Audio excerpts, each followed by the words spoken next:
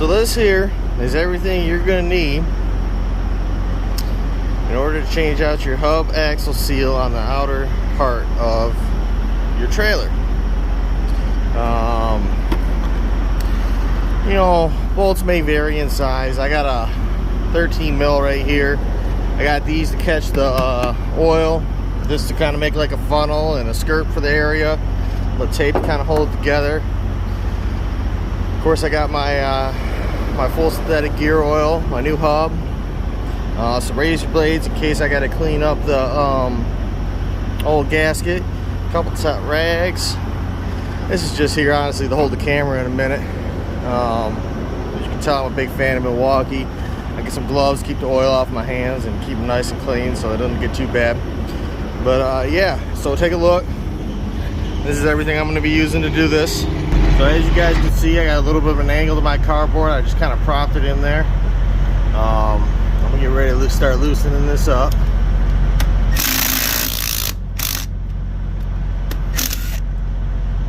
Oh, there's one. Don't want to lose those. You have to find new ones. I am in a truck stop in case I need any extra parts or hub oil.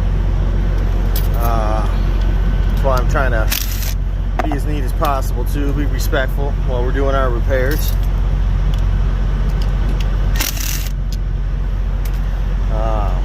I do always keep an extra one of these in the truck. Those plastic rings tend to break in the winter, and that's what we're getting ready for right now.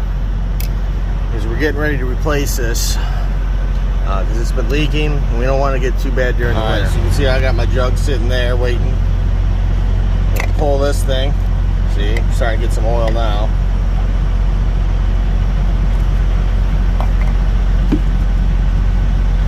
Not too bad. We might not lose too much on this one. So what we want to do is we want to get all this off here and make it nice and clean for when we put the new seal. So it makes a nice seal when we put the new one on. Right, so as you can see right now, I'm going to put a little bit of WD-40 on this rag. This isn't going to be perfect. A lot of guys tell you don't even really got to do this, but I just want to make sure it's nice and smooth. So we got a nice, smooth,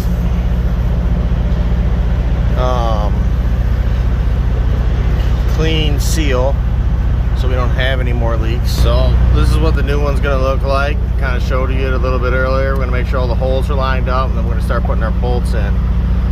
We'll be back in a second. I got to get it started. All right, so before I go ahead and tighten this, I hand started all these just so you guys know. I'm going to go ahead and get this cardboard out the way. We shouldn't have too much spillage now.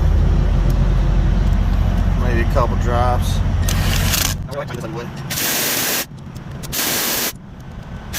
You notice how I'm going in a cross pattern. Those of you that ever changed the wheel, that's how we do things. I'm going to go ahead and pull this out. We'll do that right now, then we're going to fill it. Get up to this line right here. This is where your line should always be at. Is at the full line, or at least somewhere between here and the add line.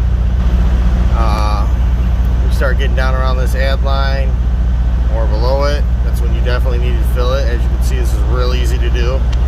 Just pop it off. Dump some gear oil in there. I use 75 140. You can use 80 140. There's a few different versions of gear oil. You know, if you're in the northern states, you may want to use something a lot. You may want to use something that's more geared for cold weather. There we go. Making sure that it's hand tight. This is why I use Milwaukee's right here. She's tight as she's gonna get. I'm gonna use this knife right here to cut this. So real easy. See, this may take a while, so what we're gonna do is we're gonna fill her up. If you overfill it, it's not a huge deal, but you can see how the line is dropping down. So that's what I mean by it may take a while. So you guys can see it.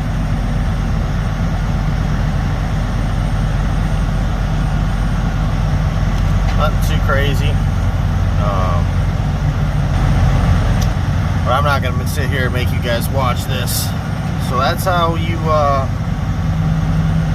fix your outer hub seal. The recap of what this old gasket looked like. You can see where it's just kind of brittle, warped. I'll show you right here. Watch this. See how brittle that is? Yeah, that's why we're replacing it. Those of you that are like, hey, mine's not like that, it doesn't look like that, how do I do it? You know, I just wanted to cover that real quick while I'm sitting here filming this. Because this takes some serious time.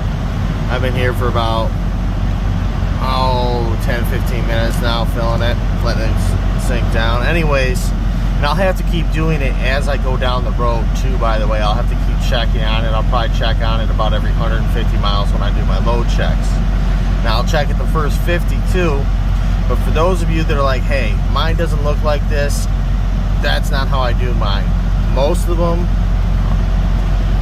are very similar. They all have similar looking bolts like that. You may not have this clear thing where you can check your levels and stuff like that, but they're all pretty similar. In fact, I got one behind me that's kind of similar, and I'll show it to you guys real quick. Hold on. See? Bolts are the same, except this is clear. That one's not. Use the same type of techniques to replace any of your outer hub seals like that. So, just to give you an idea. If you guys enjoyed this video, make sure to follow me for more.